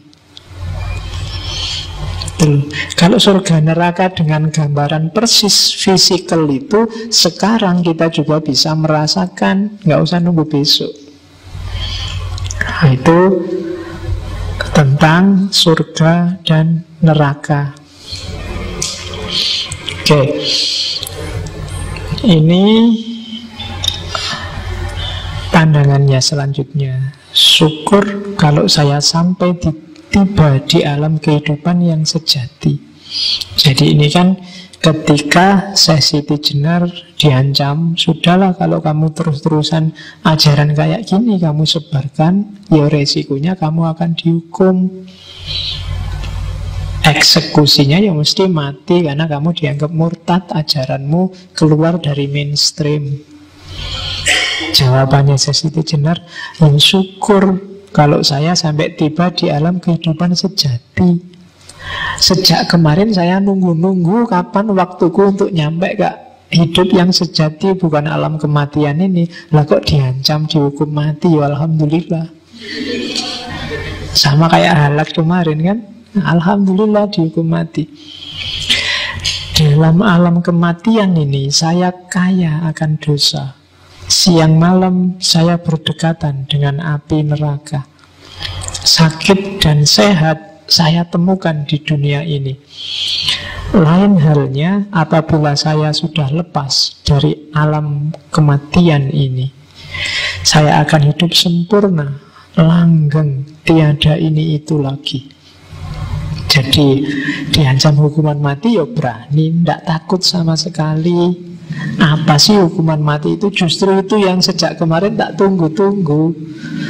Mosok wali bunuh diri ora pantes.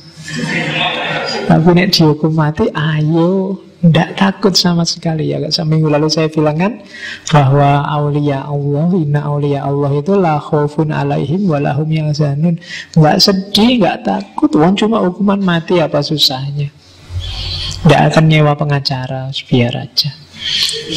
Ya kan, padahal kalau dia mau, muridnya banyak, yang pejabat juga banyak. Kalau mau merontak perang, ya meskipun mungkin kalah, tapi kan ya bisa saja. Tapi kan enggak. Komunitasnya tadi kan mulai ujung Jawa bagian barat sampai Banyuwangi, Jawa bagian paling ujung timur, sudah ada komunitasnya. Kalau itu disuruh bergerak itu sudah luar biasa, tapi kan enggak. Ngapain sih sibuk banget di dunia, wong dunia ini alam kematian. Jadi syukurlah kalau aku mau dihukum mati, itu tak tunggu-tunggu, aku tidak akan takut. Cuma kemudian ada versi yang bilang Syekh Siti Jenar tidak dieksekusi, tapi dia melepaskan sendiri nyawanya. Mirip kayak cerita di Buddha, muksa. Jadi muksa itu nggak dibunuh, nggak diapain, ya sudah, sekarang sudah saatnya pergi, begitu saja. Dan itu kalimat yang indikasinya ke sana itu ada di salah satu serat. Jadi katanya Siti Jenar waktu ditantang, menduakan kerja bukan watak saya. Siapa yang mau mati? Dibalik loh ya, kalau Siti Jenar ngomong mati itu maksudnya siapa yang mau hidup. Siapa sih orang yang suka, yang mau hidup dalam alam kematian? Orang kaya akan dosa. Di alam ini itu wong kakean dosa. Oke. Baik, jika saya hidup yang tak kena ajal, akan langgeng hidup saya, tidak perlu ini itu. Jadi sebaliknya, jika aku hidup berarti mati, hidupku akan langgeng, gak perlu repot-repot.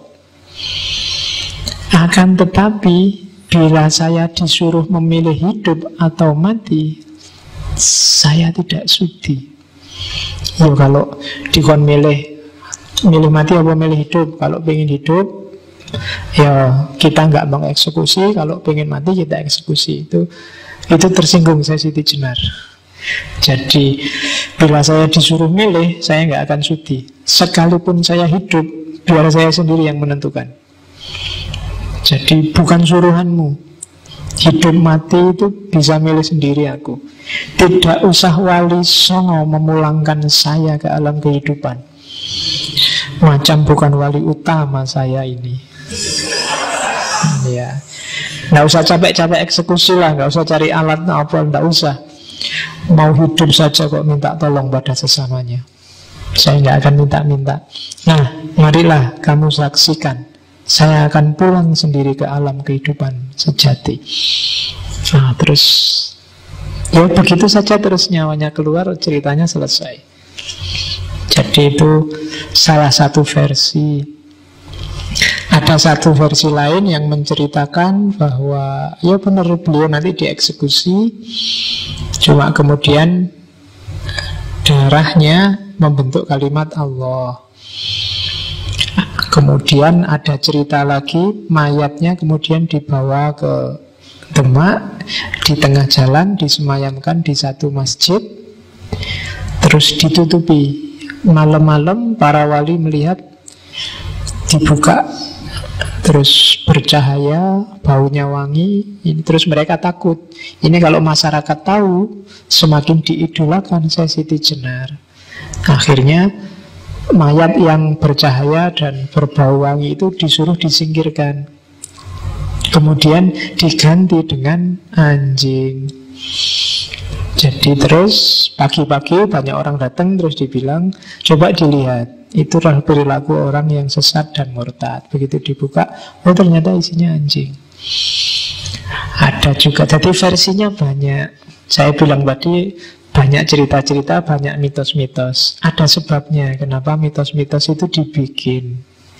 Tapi kalau saya, yo kaconya para wali songo, sesuai makom spiritualnya, nggak mungkinlah melakukan tindakan keji semacam itu. Jadi itu cerita-cerita yang dibikin belakangan. Saya ambil satu pengetahuan, wong ini ngaji filsafat ya. Jadi tentang pengetahuan, Syekh Siti Jenar mirip kayak Ghazali. Dia tidak percaya panca indera sama akal. Jadi panca indera sama akal itu bisa menipu. Apalagi panca indera. Yang kelihatan bagus bisa jelek, yang kelihatan jelek bisa bagus. Oke, panca indera itu misalnya minum.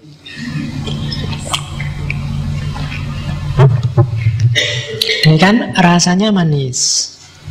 Cuma kalau setelah ini aku minum air putih biasa yang rasanya nggak manis, air putih biasa ini rasanya agak manis sekarang, karena lidahku terlanjur kena teh yang manis. Itu panca indera. Gampang sekali ketipu. Apalagi gunung itu, kamu lihat dari jauh kelihatan kan biru halus gitu. Begitu kamu mendekat, wow, geronjal-geronjal. Banyak jurangnya, banyak tikungannya, banyak tumbuhannya. Jadi kalau ada orang dari jauh kelihatan mulus, dari dekat wah geronjal-geronjal, itu berarti tipe gunung. Jadi wajahnya dari jauh mulus, dari dekat banyak tanjakan dan turunannya. Oke. Nah, itu panca indera, gampang ketipu. Bau juga begitu, lidah juga begitu. Jadi panca indera tidak dapat dipakai sebagai pedoman hidup. Jadi enak dan tidak enak fisikmu itu bukan kebenaran yang sejati. Akal juga begitu. Pikiran, angan-angan, dan kesadaran yang berasal dari panca indera juga begitu. Akal itu bisa gila, bisa sedih, bisa bingung, bisa lupa, bisa tidur, bisa tidak jujur. Jangan dikira akal itu kan, kamu selalu bilang yang belajar filsafat rasional, Pak, rasional. Iyalah, rasional itu proses kerjanya.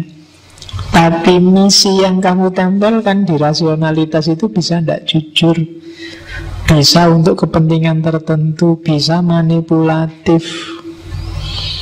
Alasan rasional kan bisa jadi bikin. Misalnya kamu sama pacarmu berdua nginep di hotel semalam aja, nggak lama-lama. Nah, terus ada orang kritik, terus kamu jawabnya rasional. Loh, kenapa sampean kok usil? Ini kan pacar-pacarku. Tak masuk ke hotel berdua, suka sama suka, enak sama enak. Sampean kok cerewet? Tidak ada hubungannya sama hidup sampean toh. Kalau seandainya ada resikonya, apa resiko jelek apa, kan kita siap nanggung-nanggung sendiri. Sampean tidak usah usil deh. Loh, itu kan rasional. Wong aku pakai narkoba ya tak pakai sendiri, beli pakai uangku sendiri, mabukku sendiri, ngapain yang lain kok usil? Akal kan itu. Gitu loh. Jadi jangan terlalu percaya sama akal. Akal bisa manipulatif. Oke. Termasuk nas yang dimanipulasi. Karena nas itu kan nggak bunyi. Yang membunyikan nas itu kan akal. Makanya nas itu kan selalu ketika berhadapan dengan manusia bentuknya berubah jadi tafsir. Sehingga lahir banyak sekali tafsir, banyak sekali kitab-kitab tafsir, banyak sekali tokoh-tokoh mufassir sesuai versi kapasitas akalnya masing-masing. Maka jangan percaya sama akal, jangan terlalu percaya sama panca indera. Yang disarankan oleh Siti Jenar adalah intuisi, pengalaman langsung, laku. Jalani, rasakan sendiri. Kalau bahasanya Nabi Muhammad, ya tanyakan hatimu deh, benar dan salah. Kalau ditanyakan akal, ya yang sesuai kecenderunganmu pasti kamu anggap benar. Tapi coba deh, hatimu ditanyain, pengalaman nyatamu, faktualmu ditanyakan, intuisimu disuruh tajam. Ya biasa, ini epistemologi yang ada di hampir semua sufi. Jadi epistemologi intuisi. Kapan-kapan kita dalami itu. Terus yang keras dikritik oleh Syekh Siti Jenar adalah kelompok santri dan ulama. Makanya mereka nanti disebut kelompok abangan. Jadi menurut Siti Jenar, ulama dan santri itu hanya levelnya sembah rogo, hanya level fisik yang diopeni. Halal haram, mubah makruh, ngopeni fisik.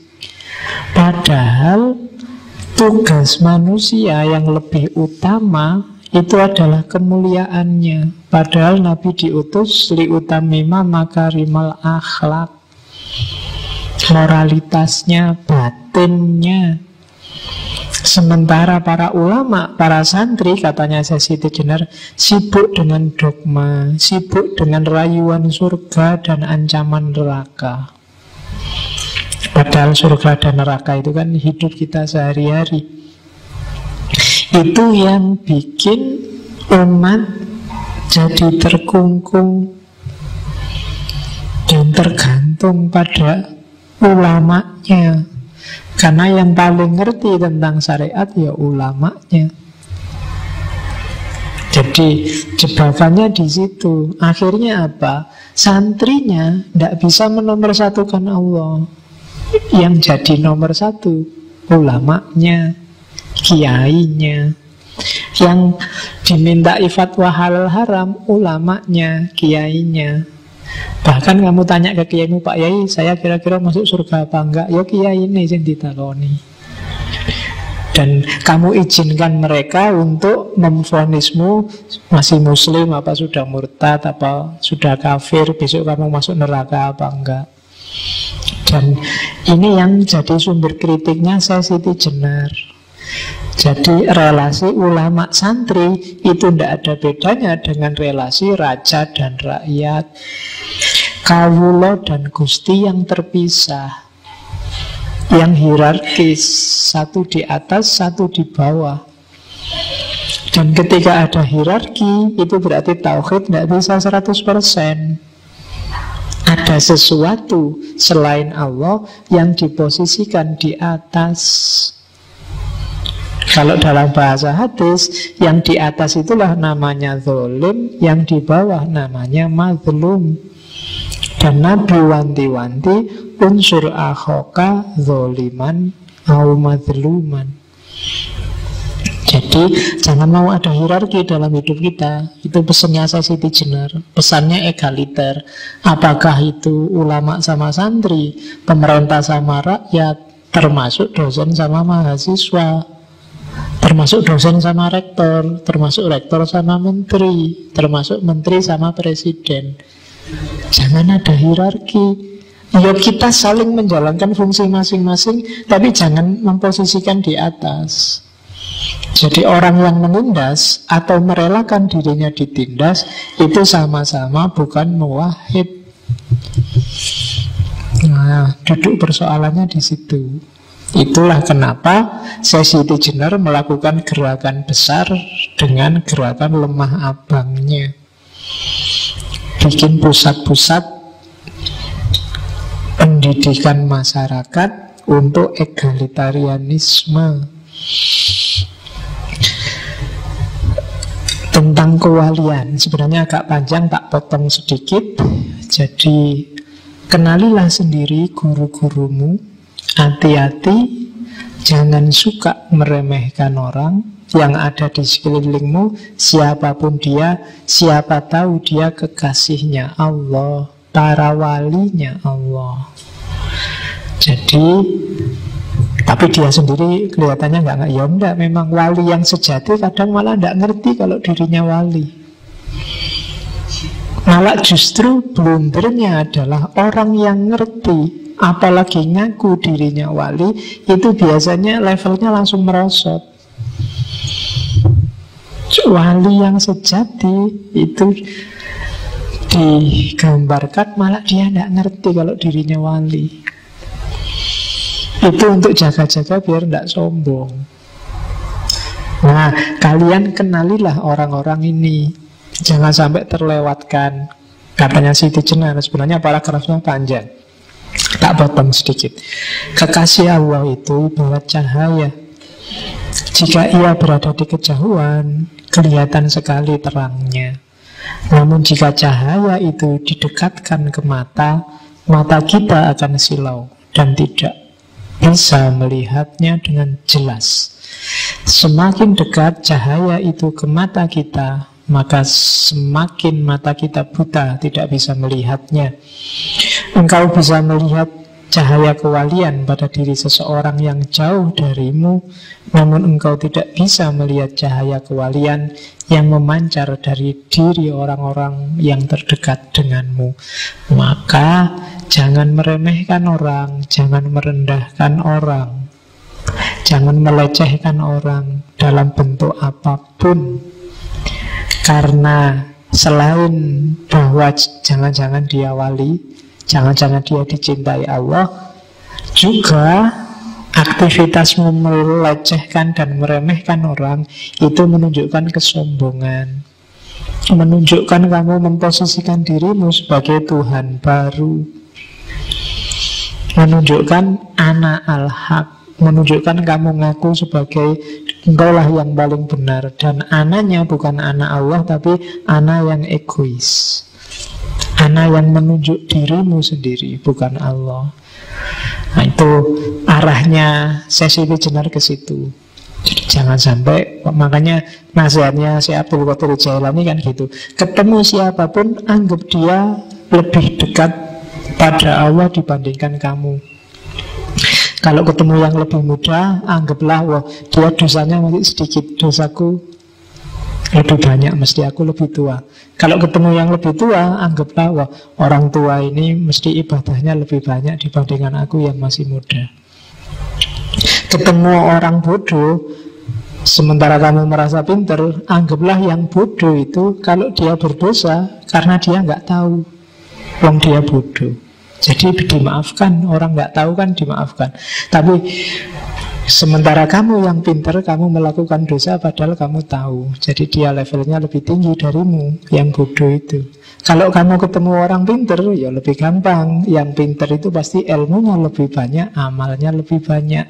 Sementara kamu yang bodoh, ilmumu sedikit, amalmu lebih sedikit.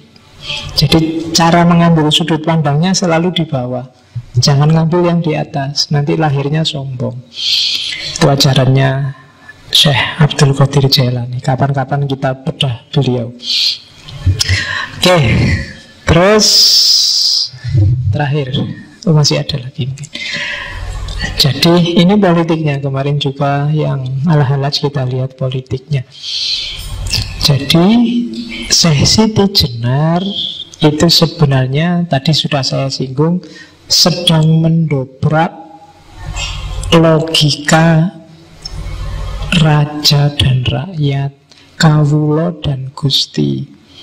Zaman Demak ini masyarakat masih menganggap bahwa yang namanya raja itu adalah titisannya dewa. Ajaran ini namanya Bhagavatisme. Kalian mungkin ada cerita-cerita Ramayana, Mahabharata dengan Krishnanya, itu kan pengaruh Hindu, bahwa raja itu titisannya dewa. Karena dia titisannya dewa, maka dia posisinya mirip Tuhan. Yang lain berarti abdinya, hambanya, kawulonya. Nah, Syekh Siti Jenar muncul dengan gerakan sosialnya untuk memberantas pandangan ini. Jadi tidak, raja juga manusia biasa kok. Tidak harus orang jadi kawulo di hadapan raja. Kita hanya kawulo di hadapan Allah. Allah lah penguasa tunggal, bukan raja.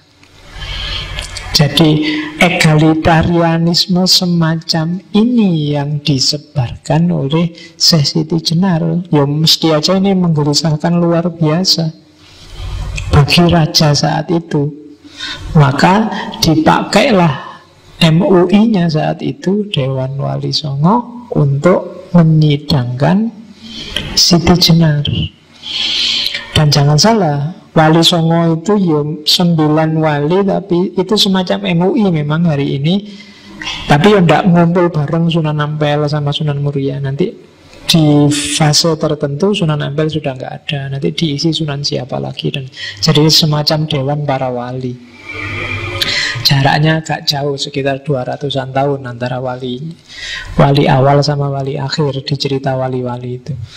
Dan beberapa kadang tidak nyambung cerita-ceritanya, karena memang mitos-mitosnya banyak seputar Wali Songo. Tapi mereka pasti ada.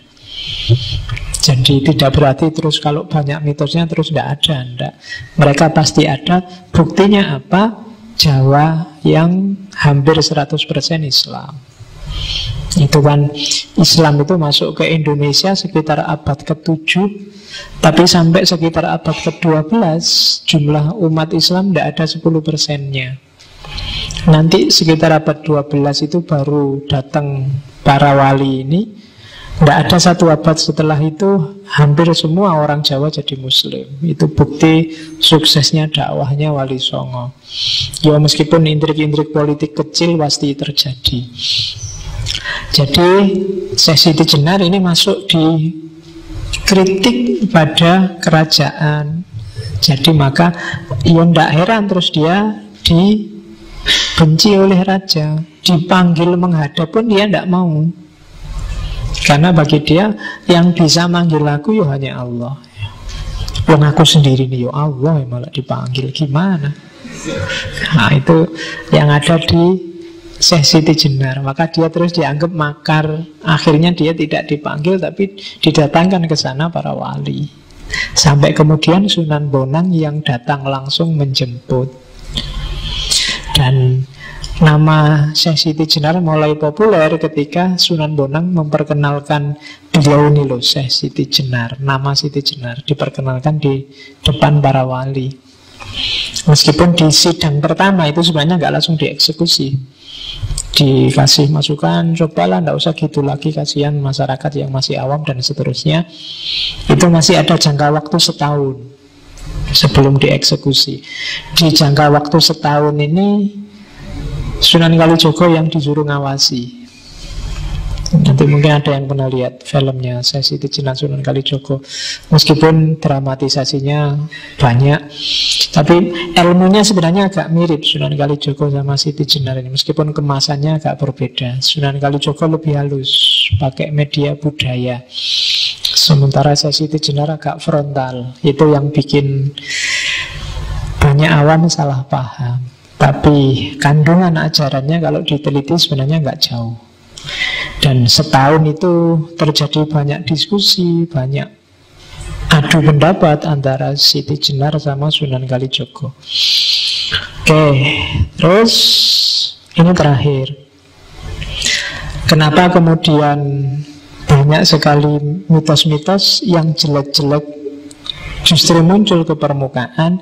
Ada analisis lain bahwa cerita Sunan Kalijogo ini yang jaraknya 200-300 tahun setelah cerita itu kok jadi banyak mitos.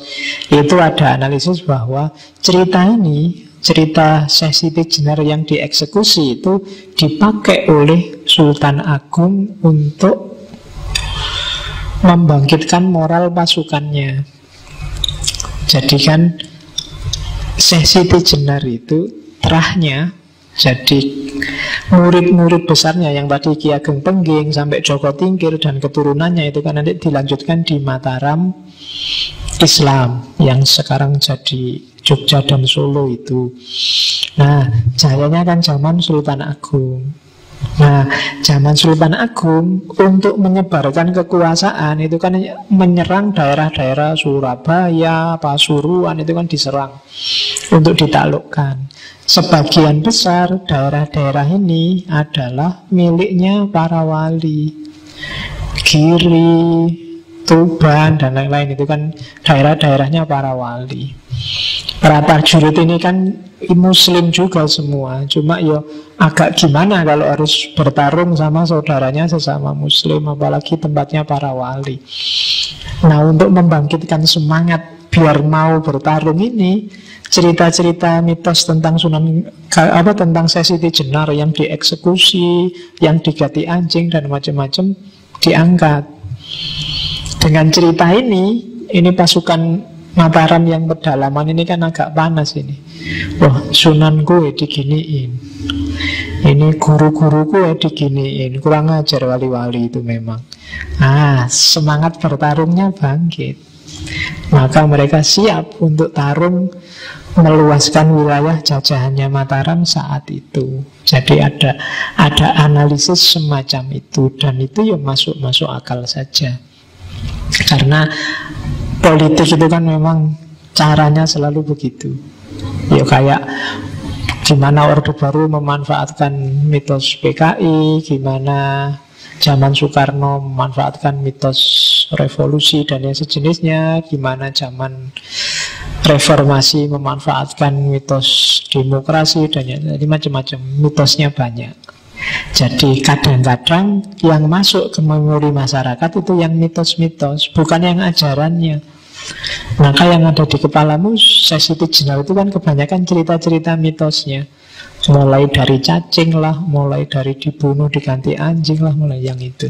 Sementara ajaran-ajaran bagus tadi tidak muncul, sehingga orang cepat menganggap bahwa dia sesat, alirannya Al-Hallaj, ngaku Tuhan, titik. Nah itu yang terjadi di kita selama ini. Jadi yang jelas ceritanya agak mirip dengan Al-Hallaj. Beliau dieksekusi, entah kemudian memilih kematiannya sendiri kayak di bukunya Pak Munir itu, atau dieksekusi, atau mungkin ada jalan lain. Tapi yang jelas dia harus berkorban demi ilmunya, demi ajarannya. Sama kayak Al-Hallaj, sama kayak Socrates. Termasuk demi besok Hipatia, dia demi ajaran-ajaran neoplatoniknya sehingga dianggap murtad. Oke, saya kira itu yang Siti Jenar martir. Sekali lagi minggu depan kita ketemu dengan filosof perempuan. Kurang lebihnya mohon maaf. Wallahu a'lam bishawab, wallahul muwaffiq. Wassalamualaikum warahmatullahi wabarakatuh.